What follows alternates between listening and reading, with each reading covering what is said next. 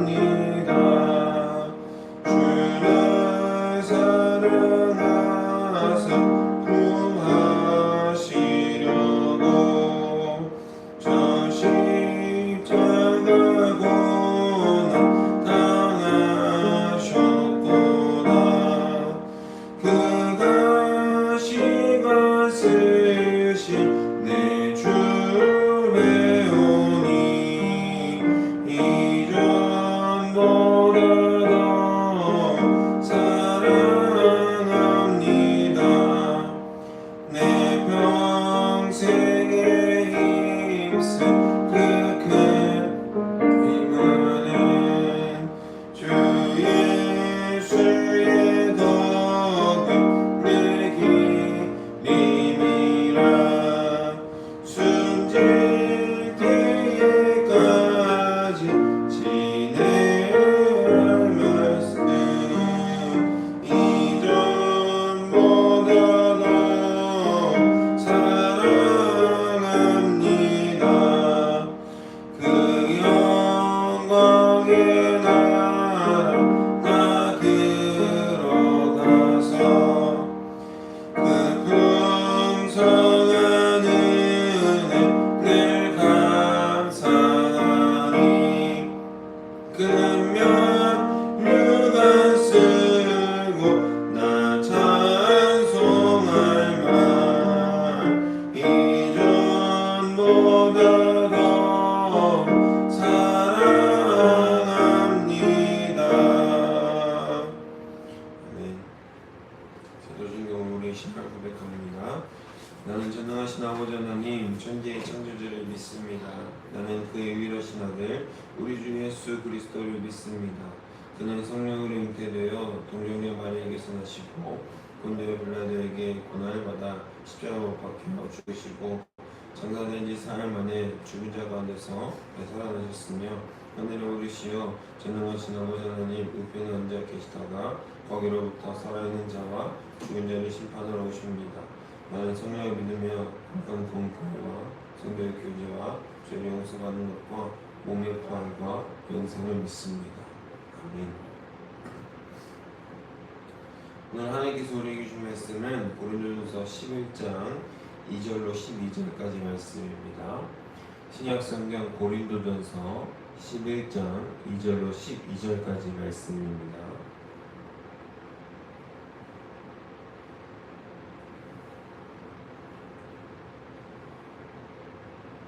다 찾으신 줄을 믿고 함께 하나님의 말씀을 한 목소리로 받들겠습니다.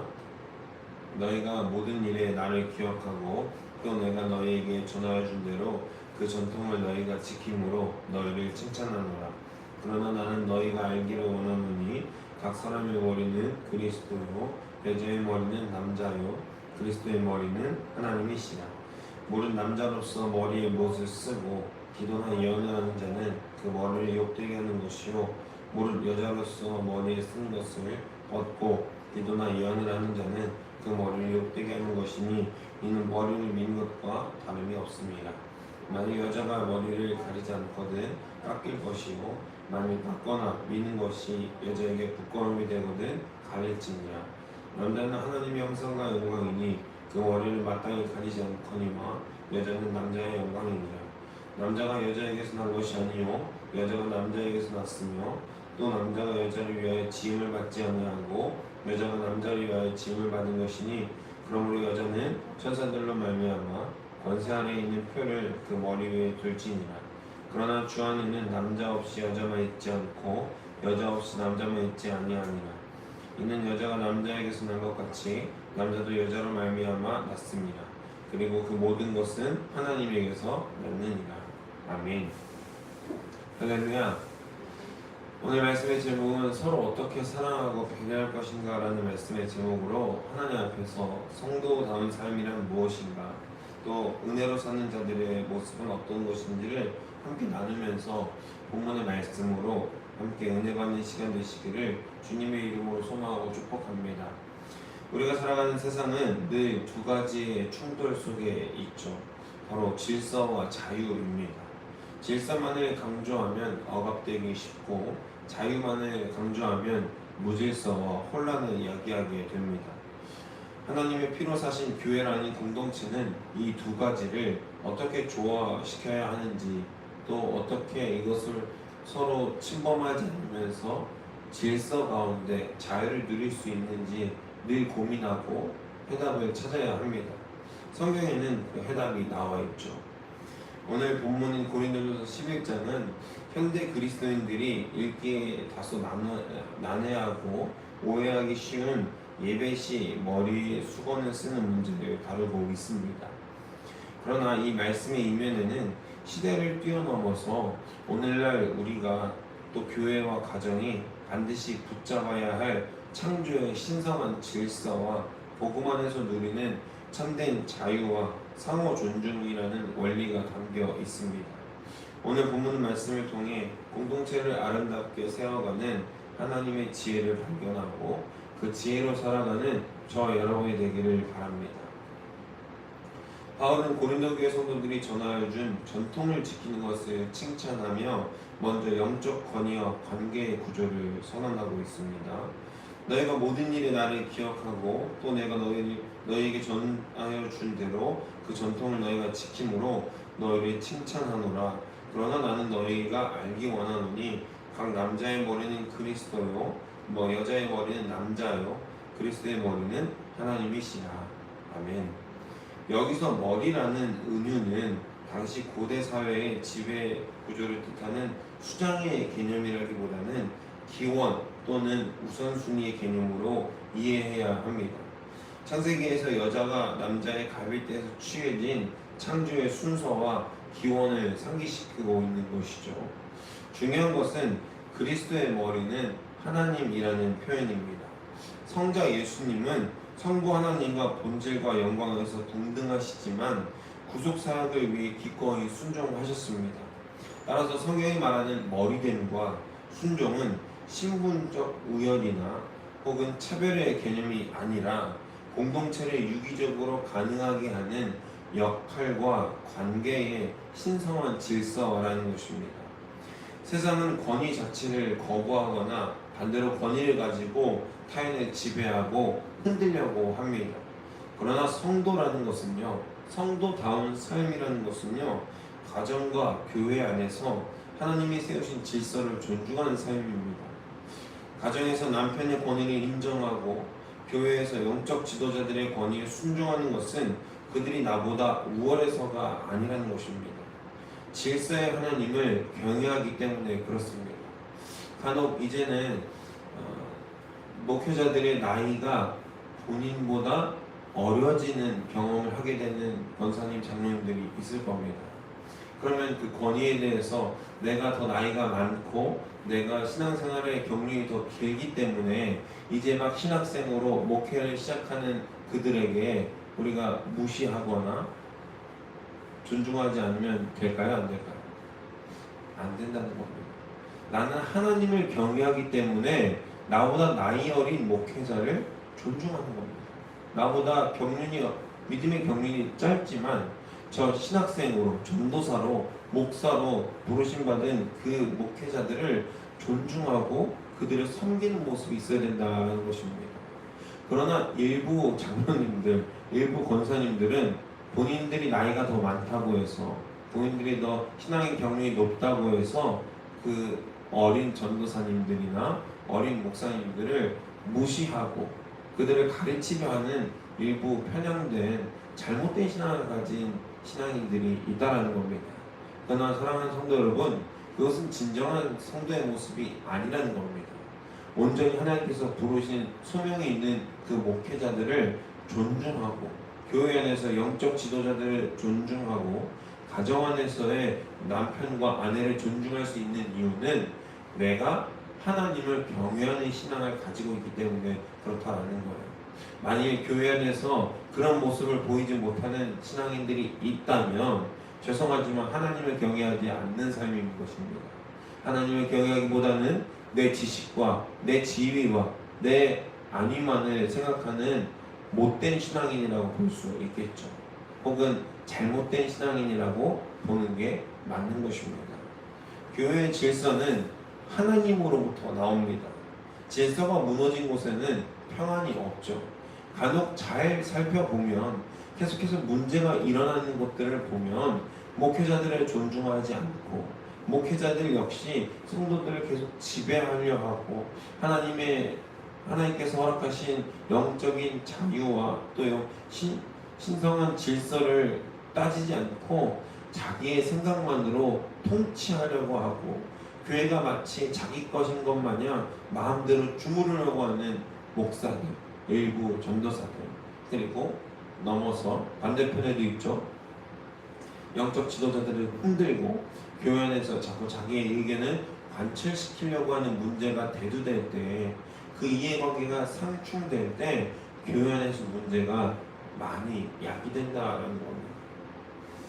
사랑하는 성도 여러분, 예수님께서 성부 하나님께 기꺼이 순종하심으로 평안을 이루셨듯이 하나님이 세우신 창조의 질서에 기쁨으로 순복하는 저 여러분이 되시기를 주님의 이름으로 간절히 소망하고 믿음으로 권면합니다. 꼭 하나님 앞에서 하나님의 창조 질서에 기쁨으로 순종하는 그 믿음이 저 여러분에게 있기를 간절히 바랍니다. 바울은 이어서 창조의 목적과 영광의 성격을 설명하면서 당시 고린도 문화 속에서 이것이 어떻게 가시적으로 표현되어야 하는지를 설명하고 있습니다. 고린도전서 11장 7절부터 9절 말씀 제가 했습니다. 남자는 하나님의 형상과 영광이니 그 머리를 마땅히 가리지 않거니와 여자는 남자의 영광입니다. 남자가 여자에게서 난 것이 아니요 여자가 남자에게서 났으며 또 남자가 여자를 위하여 지음을 받지 아니하고 여자가 남자를 위하여 지음을 받은 것이니. 아멘. 당시 고린도 교회는 복음 안에서 남녀의 차별이 없었다라는 영적 자유를 오해한 일부 여성들이 당시 사회에서 정숙함의 상징이었던 머리 수건을 예배 중에 벗어던지는 파격적인 행위를 단행했습니다. 고대 그리스 로마 사회에서 공공장소에서 머리를 가리지 않는 여성은 정숙하지 못하거나 남편의 권위를 무시하는 행동으로 여겨졌다는 겁니다. 바울이 창조의 목적을 들어서 머리를 가리라고 한 것은 여성들을 억압하기 위한 것이 아니라, 여성들을 차별하고 여성들의 지위를 깎아내리려고 한 것이 아니라, 교회가 세상으로부터 방종하고 무질서한 집단이라는 도덕적 지탄을 받지 않게 하기 위함이었다는 것입니다. 복음이 주는 영적 자유가 세상의 보편적 덕과 질서를 깨트리는 방식으로 오염되어서는 안 된다라는 것입니다. 복음의 자유는 내 권리를 주장하는 자유가 아니라 공동체의 유익을 위해 내 자유를 스스로 제한할 줄 아는 성숙함이라는 것입니다. 우리는 그리스도 예수 안에서 핏값으로 사신 하나님의 성숙한 자녀들입니다. 그런데 이 성숙한 자녀들이라는 자유의 신분을 앞세워서 교회 안에서, 가정 안에서, 사회 안에서 내가 하고 싶은 대로, 내 뜻대로, 내 마음대로 하라는 방종이 우리에게 허락된 것이 아니라는 것입니다. 여전히 우리는 그리스도인으로서 또 한 사람의 신앙인으로서 사회적 체면을 그리스도의 이름으로 지켜내야 합니다. 그리스도인이라고 하면서도 막 사는 사람들이 있습니다. 제가 여기 이 지역에 와서 놀라는 것들이 있죠. 교회차를 타기 위해서 아무 거리낌 없이 횡단보도의 신호를 무시하고 무단횡단을 하고 교회차에 오르는 여러 사람들을 제가 목격합니다. 여러분, 그것이 신앙인으로서의 양심과 도덕적 지탄을 받지 않을 수 있는 일입니까? 교회 다니는 똑같네. 오히려 우리는 아무도 보고 있지 않다고 하더라도 무단횡단하는 것을 금해야 합니다. 지켜야 하는 것이죠.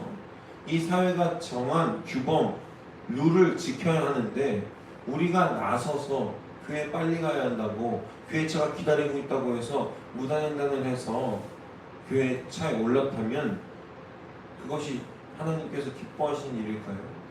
전혀 기뻐하시지 않는 일이라는 것입니다. 어떻게 그리스도인으로서 사회에 대해서 배려할 수 있는지도 우리는 계속해서 방법을 고민하고 논의해야 될 것입니다.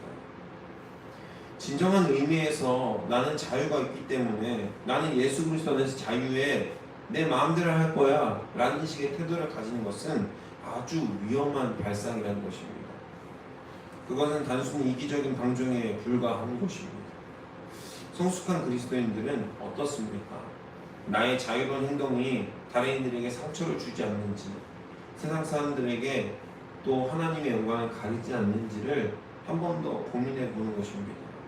옷차림 하나하나, 언행 하나하나에서도 공동체의 덕을 세우기 위해서 나의 자유를 기꺼이 절제하고 배려하는 것이 참된 그리스도인들의 성숙함이라는 것입니다.